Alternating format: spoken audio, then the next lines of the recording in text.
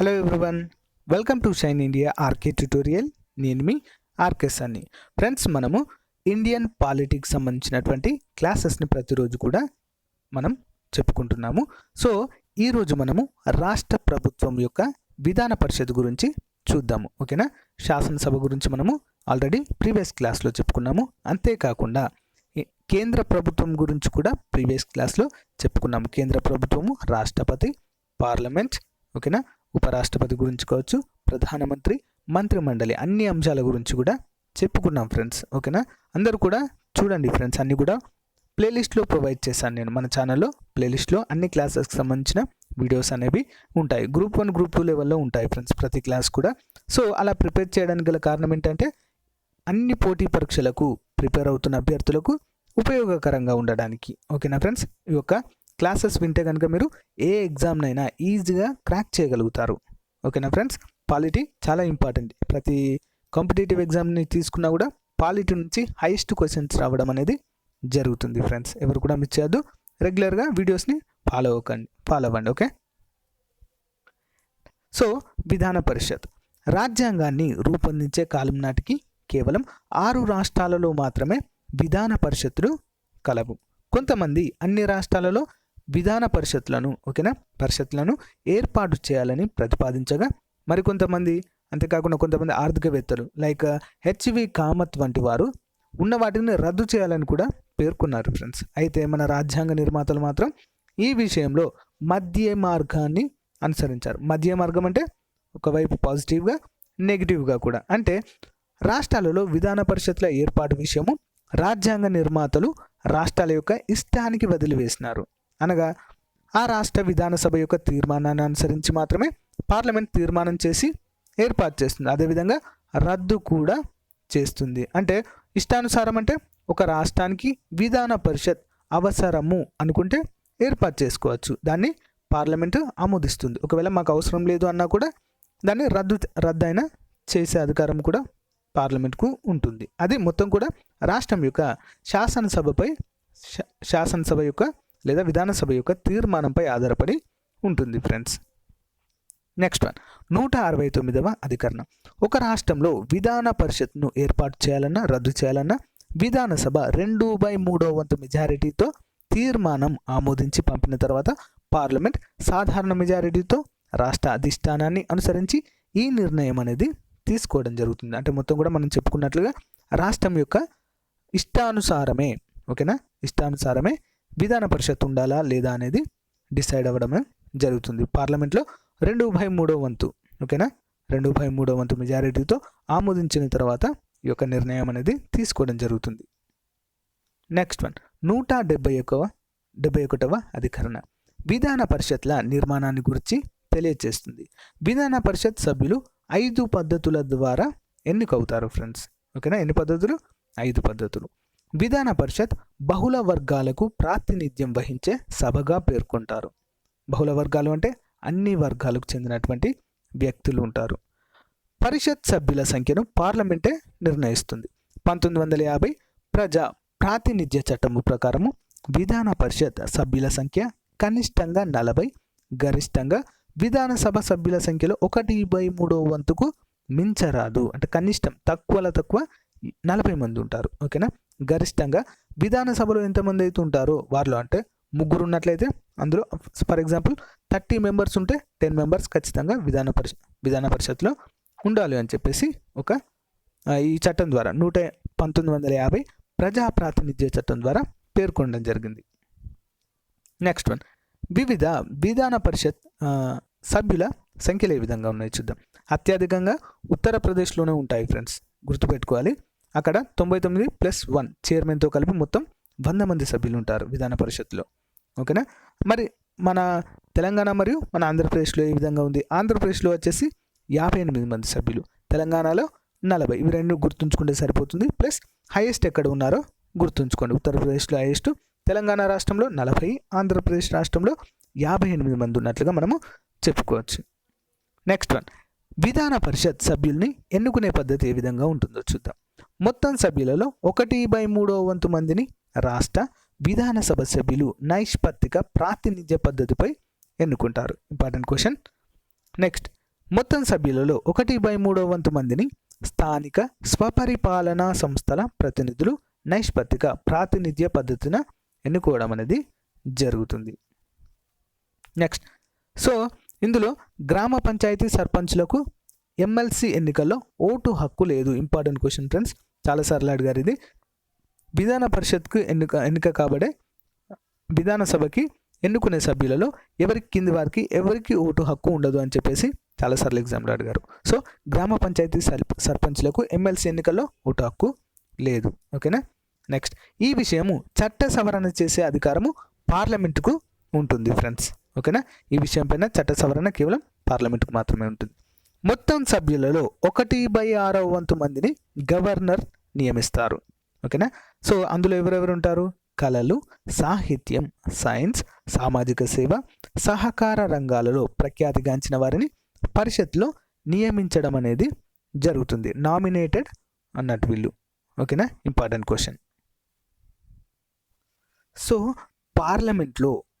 Parliament రాజ్యసభలో ఏ విధంగా రాష్ట్రపతి 12 మంది విశిష్ట వ్యక్తులని నామినేట్ చేస్తారో అదేవిధంగా గవర్నర్ కూడా ఈ యొక్క పరిషత్ దీంట్లో ఎంతమందిని అంటే ఇందులో కూడా కొంతమంది వ్యక్తులను అంటే విశిష్ట వ్యక్తులను విధాన పరిషత్లో నామినేటెడ్గా గవర్నర్ నియమించడము జరుగుతుంది ఫ్రెండ్స్. అంటే మొత్తం సభ్యులలో 1/6 వంతు సభ్యులని.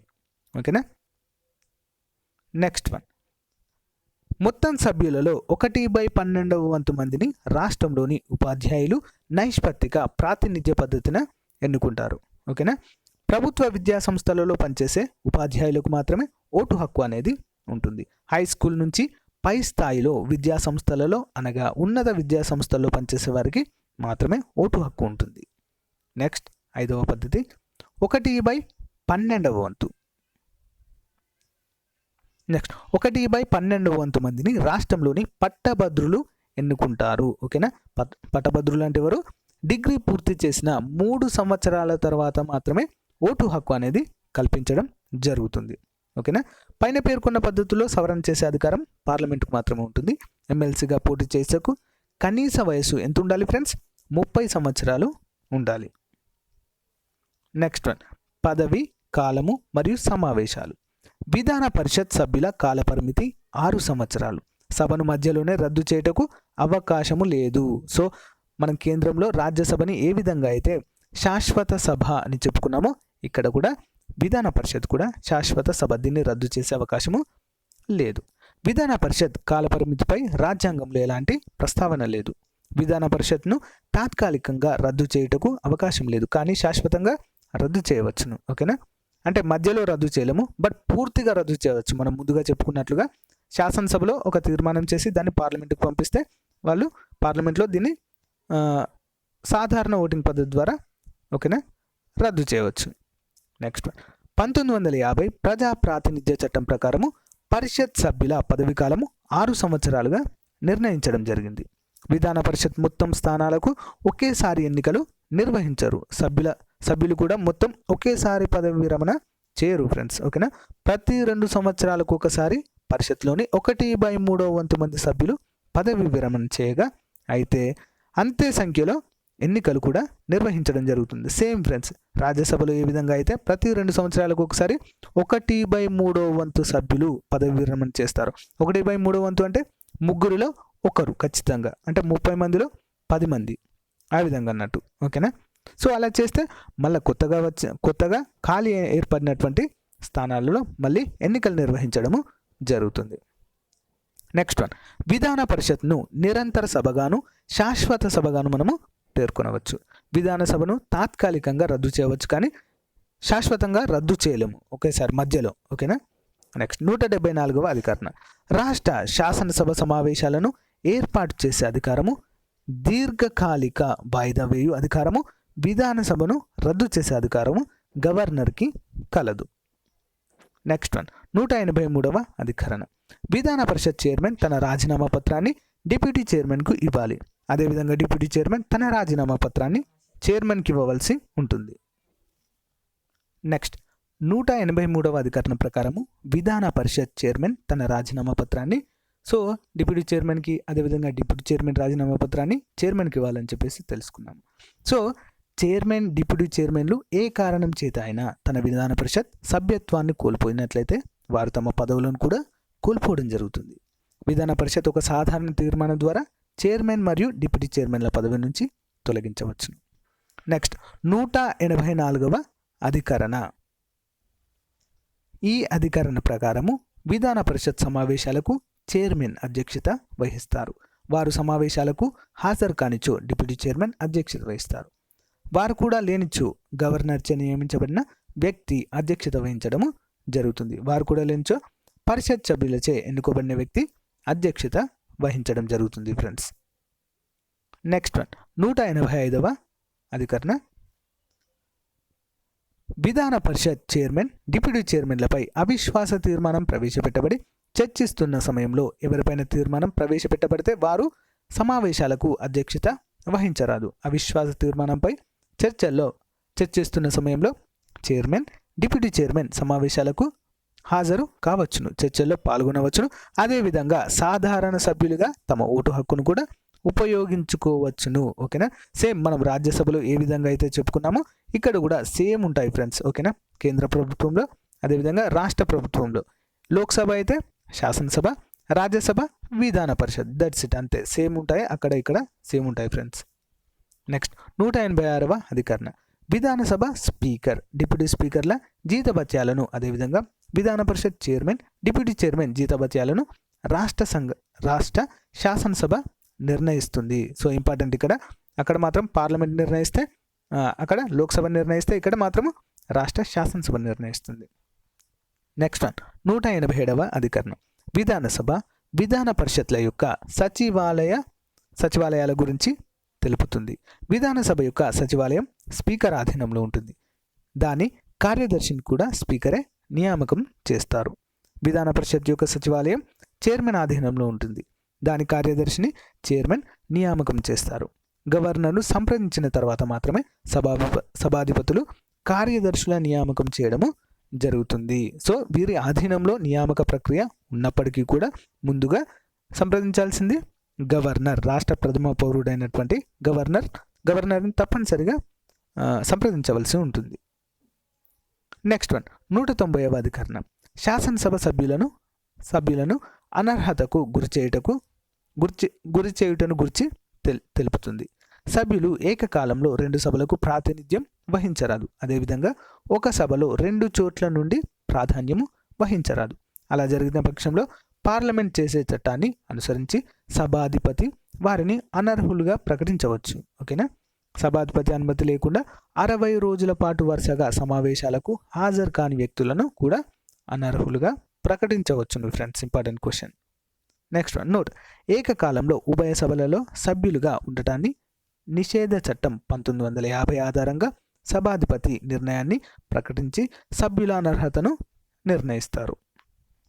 నెక్స్ట్ 191వ అధికరణ ఏం చెప్తుందో చూద్దాం. ఈ అధికరణ ప్రకారము కింద పేర్కొన్న సందర్భాలలో కూడా సభ్యులు తమ సభ్యత్వాన్ని కోల్పోతారు. సో అవేంటో చూద్దాం. మతి స్థిమితం కోల్పోయినప్పుడు, దివాలా తీసినప్పుడు, కోర్టు దోషిగా పేర్కొన్నప్పుడు, పౌరసత్వాన్ని కోల్పోయినప్పుడు, ఏదైనా లాభదాయక పదవిలో చేరినప్పుడు, పార్టీ ఫిరాయింపులకు పాల్పడినప్పుడు. సో ఇలాంటి సందర్భాలలో ఓకేనా, ఇలాంటి సందర్భాలలో సభ్యులు తమ సభ్యత్వాన్ని కోల్పోయే అవకాశము ఉంటుంది. Important question. నెక్స్ట్ 192వ అధికరణ.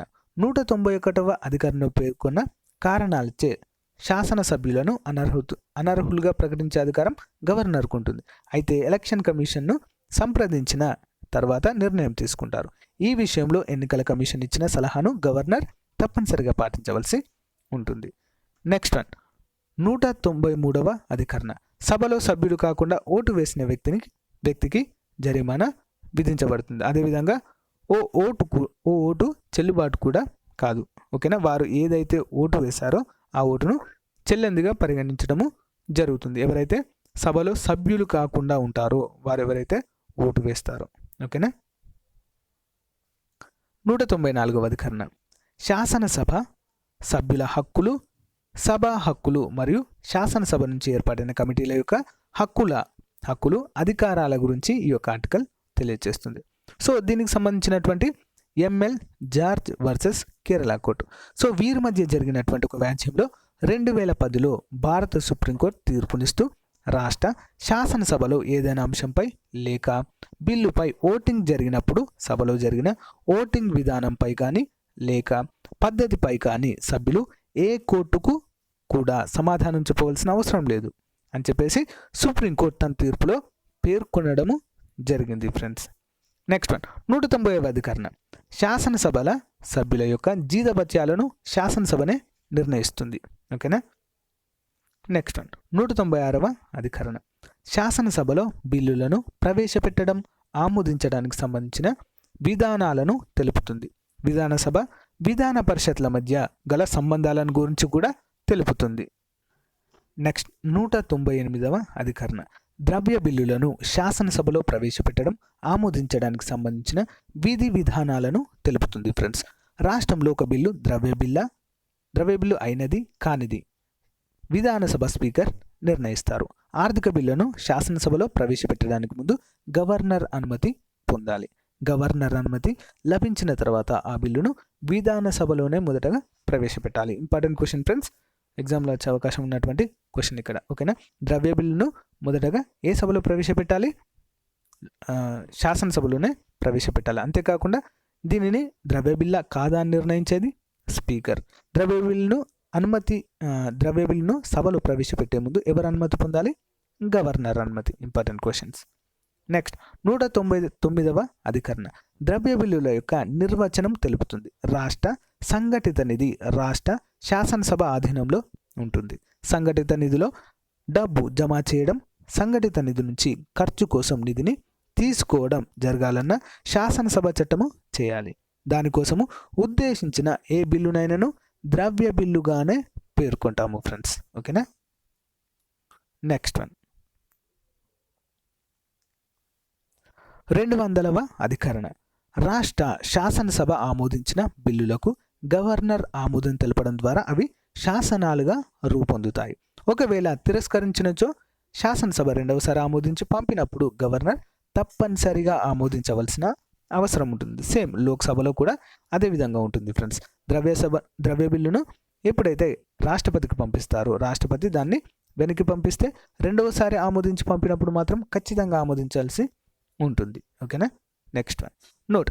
రాష్ట్ర శాసనసభ ఆమోదించి పంపిన బిల్లుపై గవర్నర్ తన నిర్ణయాన్ని తెలిపే సందర్భంలో గవర్నర్ ఆమోదం తెలపవచ్చును, నిర్ణయాన్ని తెలపకుండా ఉండవచ్చును, తిరస్కరించి వెనక్కి పంపవచ్చును, రాష్ట్రపతి పరిశీలనకై కేంద్రానికి కూడా పంపవచ్చును ఫ్రెండ్స్. అనగా ఈ నిర్ణయాలు తీసుకోవడంలో గవర్నర్ యొక్క నిర్ణయాధికారాన్ని న్యాయస్థానాలు ప్రశ్నింపరాదని సుప్రీంకోర్టు పురుషోత్తం వర్సెస్ కేరళ మధ్య జరిగినటువంటి వ్యాజ్యంలో భారత్ సేవ ఆశ్రమం వర్సెస్ గుజరాత్ మధ్య జరిగినటువంటి వ్యాజ్యంలో అంటే పబ్లిక్ ఇంట్రెస్ట్ లిటిగేషన్లో సుప్రీంకోర్టు తీర్పునివ్వడము జరిగింది ఫ్రెండ్స్. నెక్స్ట్ వన్ 201వ అధికరణ. రాష్ట్ర శాసనసభ ఆమోదించిన బిల్లులను గవర్నర్ రాష్ట్రపతి పరిశీలనకై కేంద్రానికి పంపవచ్చును. రాష్ట్రపతి యొక్క నిర్ణయమే అంతిమంగా ఉంటుంది ఫ్రెండ్స్. నెక్స్ట్ విధాన పరిషత్ చైర్మన్ మరియు విధానసభ స్పీకర్లను సంప్రదించిన తదనంతరం గవర్నర్ రెండు సభలలో నిర్వర్తించవలసిన నియమ నిబంధనలను రూపొందించే అధికారం కూడా గవర్నర్కే ఉంటుంది ఫ్రెండ్స్. నెక్స్ట్ 202వ అధికరణ. రాష్ట్ర ప్రభుత్వ ఆదాయ వ్యయాల పట్టిక అయిన రాష్ట్ర బడ్జెట్ను గురించి తెలుపుతుంది. దీన్నే రాష్ట్ర వార్షిక ఆర్థిక నివేదిక అనే పేరుతో పిలుస్తాము ఫ్రెండ్స్. ఓకేనా. నెక్స్ట్ వన్ 206వ అధికరణ. రాష్ట్రాలలో తాత్కాలిక బడ్జెట్ అనగా ఓటిన్ అకౌంట్ బడ్జెట్ గురించి తెలుపుతుంది. అంటే దీన్ని తాత్కాలిక బడ్జెట్ అనే పేరుతో పిలుస్తాము ఫ్రెండ్స్. ఓటిన్ అకౌంట్ అంటే అత్యవసర పరిస్థితులు ఉన్నప్పుడు ఈ యొక్క బడ్జెట్ని ఆమోదం తెలపడము జరుగుతుంది, అంటే తాత్కాలికంగా. నెక్స్ట్ 208వ అధికరణ. రాష్ట్ర శాసనసభల నిర్వహణపై నియమ నిబంధనలను రూపొందించుకునే అధికారాన్ని రాష్ట్ర శాసనసభ రూపొందించుకుంటుంది. శాసనసభ వ్యవహారాలను క్రమబద్ధీకరణ కోసము రూపొందిస్తారు. నెక్స్ట్ 210వ అధికరణ. రాష్ట్ర శాసనసభలో వినియోగింపబడే భాషలకు సంబంధించిన అంశాల గురించి తెలియజేస్తుంది. అంటే ఈ యొక్క రాష్ట్ర శాసనసభలో ఏ భాషల్లో మాట్లాడవచ్చు అనే విషయాన్ని. నెక్స్ట్ రాష్ట్ర అధికార భాషతో పాటు హిందీ, ఇంగ్లీష్ను కూడా వినియోగించవచ్చు. అంటే మాతృభాష ప్లస్ హిందీ, ఇంగ్లీష్లను కూడా ఉపయోగించవచ్చు అని చెప్పేసి ఇందులో పేర్కొనబడింది. 211వ అధికరణ ప్రకారము న్యాయస్థానాల ముందు విచారణలో ఉన్న కేసులను గురించి శాసనసభలో చర్చించరాదు. చాలా ఇంపార్టెంట్ పాయింట్ ఇది. ఓకేనా. నెక్స్ట్ వన్ 212వ అధికరణ శాసనసభ వ్యవహారాలను గురించి ఏ న్యాయస్థానం ముందు ప్రశ్నించరాదు. విచారణకు అవకాశం కూడా లేదు ఫ్రెండ్స్. నెక్స్ట్ వన్ 213వ అధికరణ శాసనసభ సమావేశంలో లేనప్పుడు పరిపాలనాపరమైన అవసరాల రీత్యా గవర్నర్లను ఆర్డినెన్సులు జారీ చేస్తారు. ఓకేనా. శాసనసభ సమావేశంలో లేనప్పుడు గవర్నర్ ఆర్డినెన్సులు జారీ చేస్తారు. అదే ఒక శాసనంగా పనిచేస్తుంది ఫ్రెండ్స్. ఓకేనా. ఈ ఆర్డినెన్సులు సాధారణ శాసనాలన్నింటినీ అంటే సాధారణ శాసనాలకు ఏ విధంగా అయితే విలువ ఉంటుందో వీటికి కూడా అంత విలువ ఉంటుందిగా మనకు తెలుస్తుంది. Next one Ravi Naik versus Union of India. So వీరి మధ్య జరిగినటువంటి ఒక వ్యాజ్యంలో సుప్రీంకోర్టు తీర్పునిస్తూ శాసనసభ సభ్యుడిని అనర్హుడిగా ప్రకటిస్తూ సభాధిపతి నిర్ణయించిన అంశంపై హైకోర్టు స్టే ఆర్డర్ ద్వారా నిరోధించినది. హైకోర్టు యొక్క స్టే ఆర్డర్ను శాసనసభాధిపతి పరిగణలోకి తీసుకోకుండా తిరస్కరించిన వారు స్పీకర్ యొక్క నిర్ణయాన్ని సుప్రీంకోర్టులో సవాల్ చేయగా సుప్రీంకోర్టు హైకోర్టు యొక్క నిర్ణయాన్ని తప్పుబట్టింది. అనగా సుప్రీంకోర్టు స్పీకర్ యొక్క నిర్ణయాన్ని సమర్థించినట్లుగా మనకు తెలుస్తుంది ఫ్రెండ్స్. నెక్స్ట్ స్పీకర్ లేదా చైర్మన్ ప్రత్యేకతలు. 2014లో ఏర్పడిన ఆంధ్రప్రదేశ్ మొదటి స్పీకర్ ఎవరు? కోడెల శివప్రసాదరావు. నెక్స్ట్ 2014లో ఏర్పడిన ఏపీ ఆంధ్రప్రదేశ్ డిప్యూటీ స్పీకర్ మండలి బుద్ధప్రసాద్. ఇంపార్టెంట్. 2014లో ఏర్పడిన ఆంధ్రప్రదేశ్ ప్రతిపక్ష నాయకుడు వైఎస్ జగన్మోహన్ రెడ్డి. ఆంధ్ర రాష్ట్ర శాసనసభకు ప్రోటెన్ స్పీకర్గా పనిచేసిన వ్యక్తి ఎండి సుబ్బారెడ్డి. ఆంధ్ర రాష్ట్ర విధానసభ మొదటి స్పీకర్ ఎం వెంకట్రామయ్య. చివరి స్పీకర్ నరసింహ దొర. నెక్స్ట్ వన్ తెలంగాణ రాష్ట్ర విధాన పరిషత్ తొలి చైర్మన్ కె స్వామి గౌడ్. తెలంగాణ రాష్ట్ర విధాన పరిషత్ తొలి డిప్యూటీ స్పీకర్ నేతి విద్యాసాగర్ రావు. నెక్స్ట్ తెలంగాణ రాష్ట్ర విధాన పరిషత్ తొలి ప్రతిపక్ష నాయకుడు షబ్బీర్ అలీ. నెక్స్ట్ వన్ 2014లో ఏర్పడిన ఏపీ విధాన పరిషత్ చైర్మన్ ఏ చక్రపాణి. 2014లో ఏర్పడిన ఏపీ అంటే ఆంధ్రప్రదేశ్ విధాన పరిషత్ డిప్యూటీ స్పీకర్గా ఎస్వి సతీష్ కుమార్ రెడ్డి ఉన్నారు ఫ్రెండ్స్. నెక్స్ట్ వన్ 1958లో ఏర్పడిన ఆంధ్రప్రదేశ్ మొదటి విధాన పరిషత్ చైర్మన్గా మాడపాటి హనుమంతరావు గారు ఉన్నారు. అంతేకాకుండా పరిషత్ను రద్దు చేయు కాలంలో చైర్మన్గా 1985లో సయ్యద్ ముకాసిర్ షా ఓకేనా దీనికి చైర్మన్గా ఉన్నాడు. నెక్స్ట్ ఆంధ్రప్రదేశ్లో విధాన పరిషత్కు విధానసభలకు సభాధిపతిగా పనిచేసిన ఏకైక వ్యక్తి పిడతల రంగారెడ్డి గారు. Important question. నెక్స్ట్ వన్ విధాన పరిషత్కు పోటీ చేయు జనరల్ అభ్యర్థులు 10,000 రూపాయల డిపాజిట్ చేయాలి. ఎస్సీ ఎస్టీ అభ్యర్థులైతే 5,000 రూపాయలను డిపాజిట్ చేయవలసి ఉంటుంది. నెక్స్ట్ శాసనసభ హక్కులు ఈనాడు. ఇది ఒక ఇంట్రెస్ట్ టాపిక్ ఫ్రెండ్స్. ఇదేంటంటే 1984లో తెలుగు దినపత్రిక అయినటువంటి ఈనాడులో పెద్దల గలాభ శీర్షికతో విధాన పరిషత్లో జరిగిన గందరగోళం గురించి వార్త ప్రచురించినందుకు గాను ఈనాడు దినపత్రిక ఎడిటర్ రామోజీరావు సభకు క్షమాపణ చెప్పాలని విధాన పరిషత్ తీర్మానం చేసింది. కానీ ఈనాడు ఎడిటర్ నిరాకరించడంతో అతన్ని అరెస్టు చేసి సభ ముందు హాజరుపరచాలని ఆదేశించినది. రామోజీరావు సుప్రీంకోర్టు నుంచి తన అరెస్టును నిరోధిస్తూ స్టే ఆర్డర్ను పొందారు. శాసనసభ వ్యవహారాల్లో న్యాయస్థానం యొక్క జోక్యాన్ని వ్యతిరేకిస్తూ రామోజీరావును అరెస్టు చేయాల్సిందేనని విధాన పరిషత్ మరొక చర్చ చేసిన సందర్భంలో నాటి ముఖ్యమంత్రి ఎన్టీ రామారావు రాష్ట్రపతిని ఈ విషయమై సుప్రీంకోర్టు న్యాయ సలహాను కోరాలని విజ్ఞప్తి చేసినందున విధాన పరిషత్ తన నిర్ణయాన్ని ఉపసంహరించుకోవాలని విజ్ఞప్తి చేయడంతో వివాదము సద్దుమరిగినట్లుగా మనకు తెలుస్తుంది ఫ్రెండ్స్. నెక్స్ట్ వన్ ఏపీ విధాన పరిషత్ 1958లో మొదటిసారిగా పరిషత్ ఏపీలో బాబు రాజేంద్ర ప్రసాద్ ప్రారంభించారు. ఆంధ్రప్రదేశ్ విధాన పరిషత్ మొదటి చైర్మన్గా మాడపాటి హనుమంతరావు ఉన్నారు. 1985లో విధాన పరిషత్ను ఎన్టీఆర్ ప్రభుత్వం కాలంలో రద్దు చేయడమైంది. అంతేకాకుండా 2005వ సంవత్సరంలో ఆంధ్రప్రదేశ్ విధానసభ తీర్మానాన్ని ఆమోదించిన తర్వాత 2006లో పార్లమెంట్ తిరిగి ఏర్పాటును తీర్మానం చేసింది. 2007లో విధాన పరిషత్ తిరిగి పునరుద్ధరించడము జరిగింది. 1985లో ఆంధ్రప్రదేశ్ విధాన పరిషత్ రద్దు అయ్యే కాలం నాటికి చైర్మన్గా సయ్యద్ ముఖసిర్ షా ఉన్నారు. 2007లో విధాన పరిషత్ పునరుద్ధరించుటకు తీర్మానం ప్రవేశపెట్టిన వారు 1985లో రద్దు కోసం పార్లమెంట్లో తీర్మానం ప్రవేశపెట్టినది ఒక్కరే కావడము గమనార్హము. హెచ్ఆర్ భరద్వాజ్ గారు. Important question. కేంద్ర న్యాయశాఖ మంత్రిగా ఉన్నటువంటి వ్యక్తి ఇతను. నెక్స్ట్ వన్, రాష్ట్ర శాసనసభ ముఖ్య విధులు అధికారాలు ఏంటో చూద్దాం.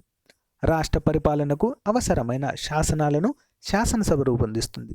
రాష్ట్ర జాబితాలోని మరియు ఉమ్మడి జాబితాలోని పేర్కొన్న అంశాలపై శాసనాలు రూపొందిస్తుంది. అంతేకాకుండా పాత శాసనాలలోని లోపాలను తొలగించడంతో పాటు నూతన అంశాలను కూడా ఈ యొక్క జాబితాలలో చేర్చే అవకాశం కూడా వీరికి ఉంటుంది ఫ్రెండ్స్, శాసనసభ సభ్యులకి.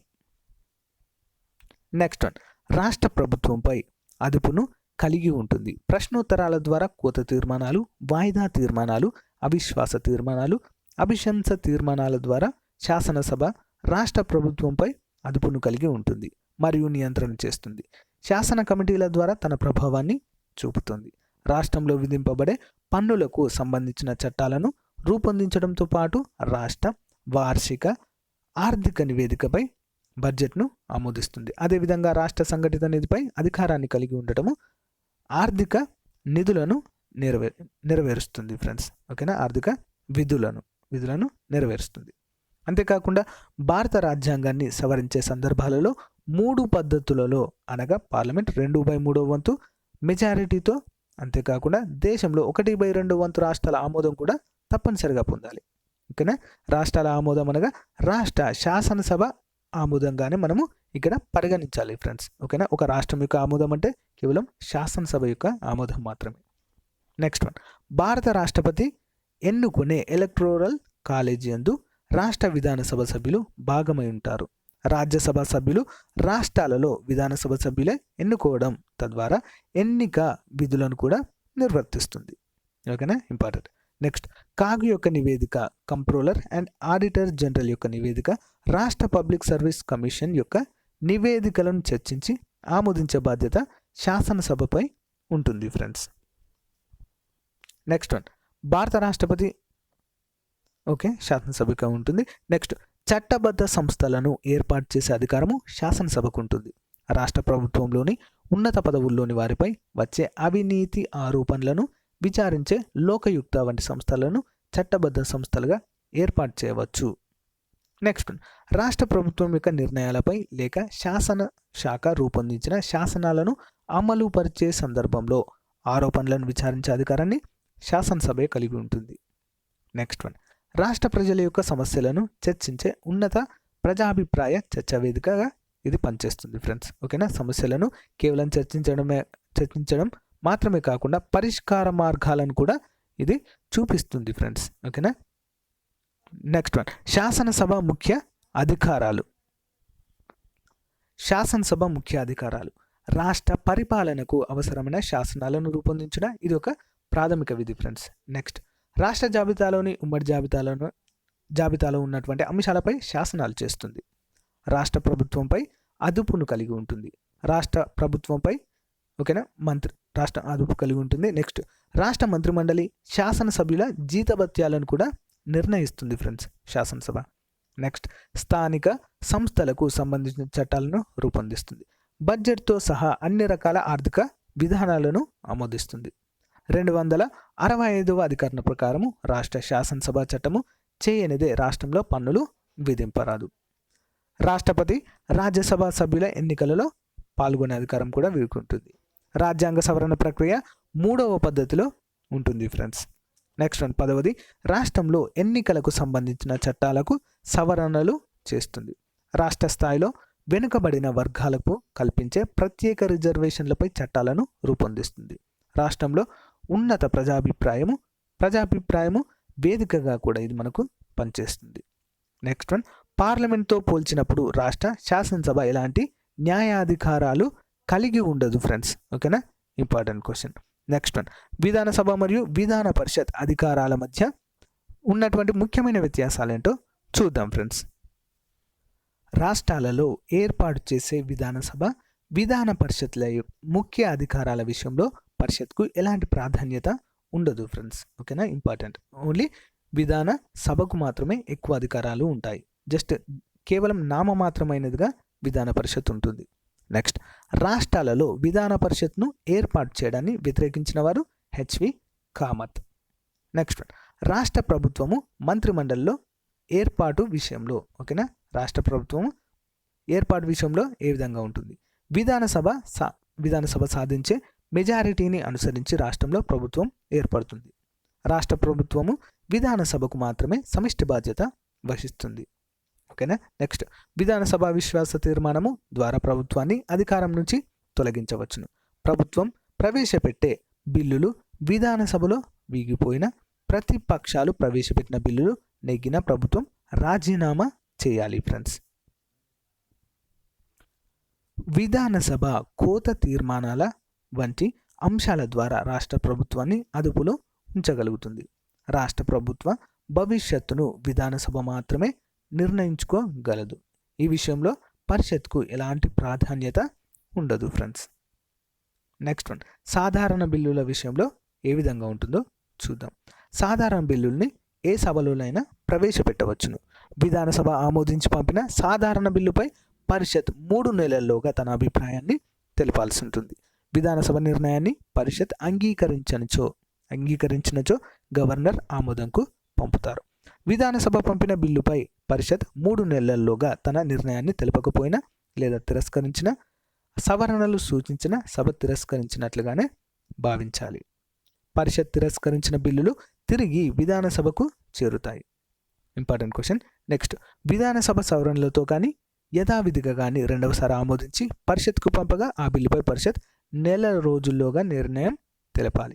ఈ నెల రోజుల్లోగా నిర్ణయాన్ని తెలపకపోయినా లేదా తిరస్కరించిన, ఆమోదించినట్లుగానే భావించి గవర్నర్ ఆమోదంకు పంపడం అనేది జరుగుతుంది. నెక్స్ట్ వన్, భిన్న అభిప్రాయాలు వ్యక్తమైనప్పుడు రాష్ట్రాలలో ఉభయ సభల సంయుక్త సమావేశానికి అవకాశం లేదు.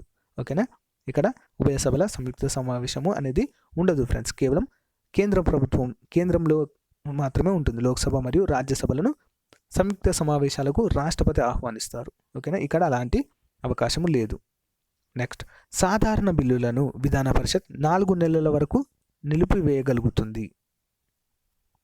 నెక్స్ట్ వన్, ఆర్థిక బిల్లుల విషయంలో ఒక బిల్లు ఆర్థికమైనది కానిది విధానసభ స్పీకర్ నిర్ణయిస్తారు. గవర్నర్ అనుమతితో ఆర్థిక బిల్లు మొదటగా విధానసభలోనే ప్రవేశపెట్టాలి ఖచ్చితంగా.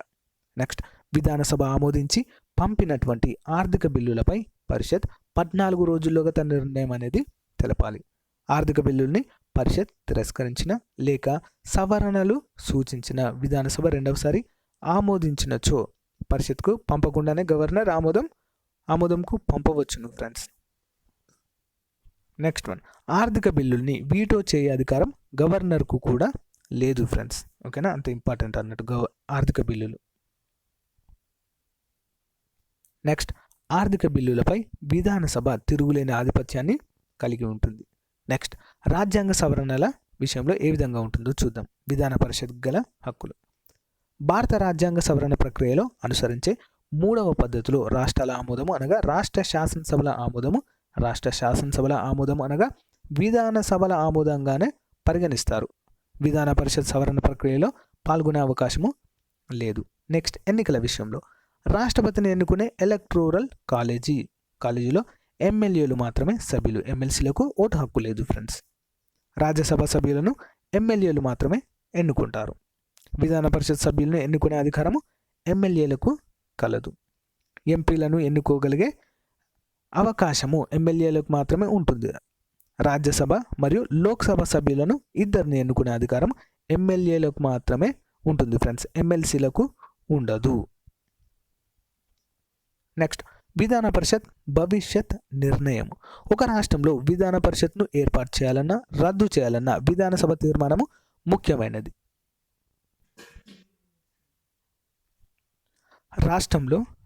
రాష్ట్రంలో మంత్రి పదవులు చేపట్టినప్పుడు ఎమ్మెల్సీలకు సమాన అవకాశము ఉంటుంది. మంత్రి పదవులు చేపట్టిన ఎమ్మెల్యేలు ఎమ్మెల్సీలు ఉభయ సభల సమావేశాల్లో పాల్గొనవచ్చును, చర్చలో భాగస్వామ్యులు కావచ్చు, బిల్లులు ప్రవేశపెట్టవచ్చు. కానీ వారు ఏ సభకు చెందిన సభ్యులైతే ఆ సభలోనే ఓటు హక్కును వినియోగించుకోవాల్సి ఉంటుందని చెప్పేసి 177వ అధికరణ తెలుపుతుంది. నెక్స్ట్, జీతభత్యాల విషయంలో కూడా ఎమ్మెల్యే ఎమ్మెల్సీ ఉభయ సభల సభ్యులకు సమాన అవకాశాలు ఉంటాయి. నెక్స్ట్, రాష్ట్రపతి యొక్క అబ్సల్యూట్ వీటోను రద్దు చేయు అధికారము రాష్ట్ర శాసనసభకు ఉండదు. ఇటీవల కాలంలో తమ తమ రాష్ట్రాలలో విధాన పరిషత్లు ఏర్పాటు చేయాలని విధానసభలు 2/3 మెజారిటీతో తీర్మానం చేసి కేంద్రానికి పంపిన రాష్ట్రాలు అస్సాం మరియు రాజస్థాన్. ఇంపార్టెంట్ పాయింట్ ఇది. ఓకేనా, ఇటీవల మహారాష్ట్రలకు కూడా మాకు కూడా విధాన పరిషత్ అని కావాలి అని చెప్పేసి అస్సాం మరియు రాజస్థాన్ పిటిషన్ వేయడము జరిగింది. ఓకేనా. సెకండ్, ఏఆర్సి రెండవ పరిపాలనా సంస్కరణ కమిషన్ దేశంలో అన్ని రాష్ట్రాలలో విధాన పరిషత్ను ఏర్పాటు చేయాలని చెప్పేసి రెండవ పరిపాలనా కమిషన్ సూచించడం జరిగింది లేదా సిఫారసు చేయడము జరిగింది ఫ్రెండ్స్. నెక్స్ట్, కేంద్రంలో రాజ్యసభ ఏ విధంగానైతే రాష్ట్రాలకు ప్రాతినిధ్యము వహిస్తుందో అదేవిధంగా రాష్ట్రాలలో విధాన పరిషత్ కూడా స్థానిక పరిపాలనా సంస్థలకు ప్రాతినిధ్యం వహించాలని సిఫారసు చేసింది. రాజ్యసభ, లోక్సభ, విధానసభ, విధాన పరిషత్లు అనగా అన్ని రకాలైన చట్టసభ సభ్యులను ఎన్నుకునే అధికారం ఎమ్మెల్యేలకు ఉంటుంది. నెక్స్ట్, ఉపరాష్ట్రపతి ఎన్నికల్లో తప్ప అన్ని రకాలైన చట్టబద్ధ సంస్థల ఎన్నికల్లో ఎమ్మెల్యేలు పాల్గొంటారు. శాసనసభ ఆమోదించిన బిల్లులను గవర్నర్ 201వ అధికరణ ప్రకారము రాష్ట్రపతి ఆమోదానికై కేంద్రానికి పంపవచ్చును. రాష్ట్రపతి తిరస్కరించి వెనక్కి పంపినప్పుడు అవే బిల్లుల్ని శాసనసభ రెండవసారి ఆమోదించి రాష్ట్రపతికి పంపినప్పటికీ వారు తప్పనిసరిగా ఆమోదించవలసిన అవసరం అనేది లేదు ఫ్రెండ్స్. ఓకేనా, అంటే రాష్ట్రపతి నిర్ణయమే కీలకం ఇక్కడ. ఓకేనా, ఇంపార్టెంట్. నెక్స్ట్, రాజ్యసభ మరియు పరిషత్ యొక్క మధ్య తేడాలు ఏ విధంగా ఉన్నాయో చూద్దాం. లోక్సభ ఆమోదించి పంపిన సాధారణ బిల్లులపై రాజ్యసభ 6 నెలల్లోగా నిర్ణయం తీసుకోవాలి. విధానసభ ఆమోదించబడిన బిల్లులపై విధాన పరిషత్ 3 నెలల్లోగా నిర్ణయం తీసుకోవాలి. నెక్స్ట్, రెండవది, సాధారణ బిల్లుల విషయంలో రాజ్యసభ లోక్సభల మధ్య భిన్నాభిప్రాయాలు తలెత్తితే రాష్ట్రపతి ఉభయ సభల సంయుక్త సమావేశాన్ని ఏర్పాటు చేసే అవకాశం ఉంటుంది. ఓకేనా. నెక్స్ట్, రాష్ట్రానికి వచ్చేసరికి సాధారణ బిల్లుల విషయంలో విధానసభ పరిషత్ల మధ్య భిన్నాభిప్రాయాలు తలెత్తితే ఉభయ సభల సంయుక్త సమావేశానికి ఎలాంటి అవకాశము ఉండదు. నెక్స్ట్ వన్, రాష్ట్రపతి ఎన్నికల్లో రాజ్యసభ సభ్యులు పాల్గొని ఓటు వేయవచ్చు. ఓకేనా, రాష్ట్రపతి ఎన్నికల్లో ఓటు వేయుటకు పాల్గొనుటకు విధాన పరిషత్కు అవకాశం లేదు ఫ్రెండ్స్. ఓకేనా, ఒక ఎమ్మెల్సీలకు మాత్రమే అవకాశం ఉండదు రాష్ట్రపతి ఎన్నికల్లో పాల్గొనడం. నెక్స్ట్ వన్, రాజ్యాంగ సవరణ ప్రక్రియలో రాజ్యసభ పాల్గొంటుంది ఖచ్చితంగా, కానీ రాజ్యాంగ సవరణ ప్రక్రియలో పాల్గొనే అవకాశము విధాన పరిషత్కు కల్పించబడలేదు. నెక్స్ట్ వన్, రాజ్యసభను రద్దు చేయుటకు అవకాశం లేదు, ఎప్పటికీ శాశ్వతంగా సభగానే ఉంటుంది ఫ్రెండ్స్. నెక్స్ట్, విధాన పరిషత్ను పూర్తిగా లేకుండా రద్దు చేయుటకు అవకాశం ఉంటుంది ఫ్రెండ్స్. నెక్స్ట్, విధాన పరిషత్ అధ్యక్షులు ఎవరు ఉన్నారో చూద్దాం. చైర్మన్ శ్రీ మాడపాటి హనుమంతరావు గారు మొదటి వ్యక్తి, ఇతను గుర్తుంచుకోవాలి. విధాన పరిషత్కి మొట్టమొదటి అధ్యక్షులు. తర్వాత గొట్టిపాటి బ్రహ్మయ్య, శ్రీ పి రంగారెడ్డి, తోట రామస్వామి, నివర్తి వెంకట సుబ్బయ్య, సయ్యద్ ముకసిర్ షా. ఇతను 2 సార్లు ఉన్నాడు ఫ్రెండ్స్. 79 నుంచి 80 మధ్య కాలంలో, 81 నుంచి 85 మధ్య కాలంలో ఉన్నారు. నెక్స్ట్, శ్రీ ఏ చక్రపాణి 2007 నుంచి 2014 మధ్య కాలంలో విధాన పరిషత్కి అధ్యక్షులుగా ఉన్నారు.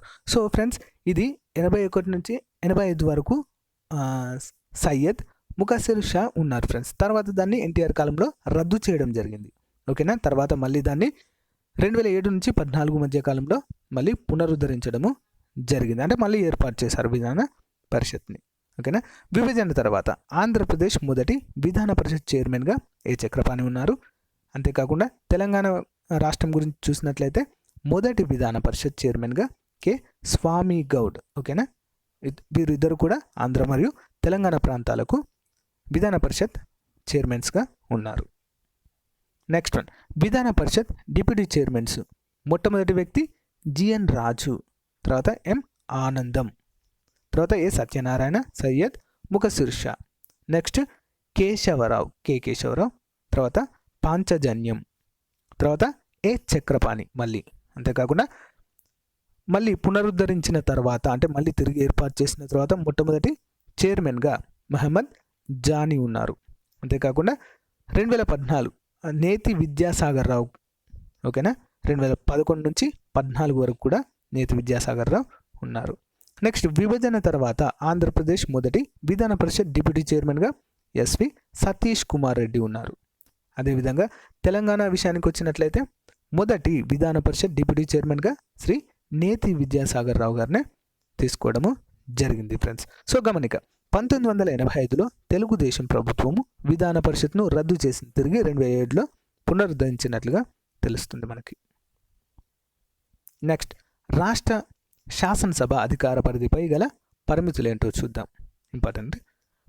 249వ అధికరణ రాజ్యసభ 2/3 మెజారిటీతో ప్రత్యేక తీర్మానాన్ని ఆమోదిస్తూ రాష్ట్ర జాబితాలో పేర్కొన్న ఏదైనా ఒక అంశం జాతీయ ప్రాముఖ్యతను కలిగి ఉందని తీర్మానించినట్లయితే ఆ అంశంపై శాసనాలు చేసే అధికారం కాస్త రాష్ట్రం నుంచి కేంద్రానికి బదిలీ అవుతుందని చెప్పేసి 249వ అధికరణ పేర్కొంటుంది. నెక్స్ట్ 250వ అధికరణ జాతీయ అత్యవసర పరిస్థితి. ఓకేనా, జాతీయ అత్యవసర పరిస్థితి విధించిన కాలంలో రాష్ట్ర జాబితాలో పేర్కొన్న ఏ అంశాన్ని శాసనం చేసే అధికారం కేంద్రానికి వెళ్తుంది ఫ్రెండ్స్. ఓకేనా, ఇంపార్టెంట్ క్వశ్చన్. ఎప్పుడైతే జాతీయ అత్యవసర పరిస్థితి రాష్ట్రపతి విధించడం జరుగుతుందో అప్పుడు మాత్రము రాష్ట్రంలో ఏదైనా శాసనం చేసే అధికారం మొత్తం కూడా కేంద్రానికి ఉంటుంది.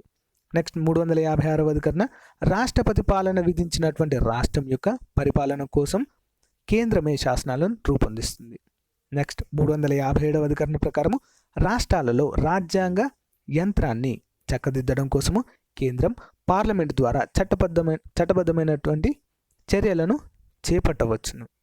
నెక్స్ట్ 31 ఏ అధికరణ ప్రకారం రాష్ట్ర ప్రభుత్వాలు ఏవైనా ఆస్తులు జాతీయం చేసే సందర్భంలో దానికి సంబంధించిన బిల్లులను శాసనసభలో ప్రవేశపెట్టాలంటే ముందుగా రాష్ట్రపతి యొక్క అనుమతి తప్పనిసరిగా ఉండాలి ఫ్రెండ్స్. నెక్స్ట్ 201వ అధికరణ రాష్ట్ర శాసనసభ ఆమోదించి పంపిన బిల్లును గవర్నర్ రాష్ట్రపతి పరిశీలనకై పంపవచ్చును. రాష్ట్రపతి నిర్ణయమే అంతిమంగా ఉంటుంది. అంటే దానిని ఆమోదించవచ్చు లేదా తిరస్కరించవచ్చు. మొత్తం కూడా నిర్ణయము రాష్ట్రపతి పైన ఆధారపడి ఉంటుంది.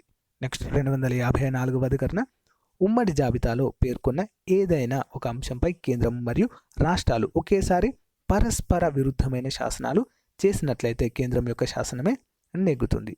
నెక్స్ట్ అంతర్రాష్ట్ర వ్యాపార వాణిజ్యంపై ప్రభావాన్ని చూపే పన్నుల చట్టాలను రాష్ట్ర శాసనసభలు ఆమోదించినచో రాష్ట్రపతి ఆమోదాన్ని తప్పనిసరిగా పొందాలి.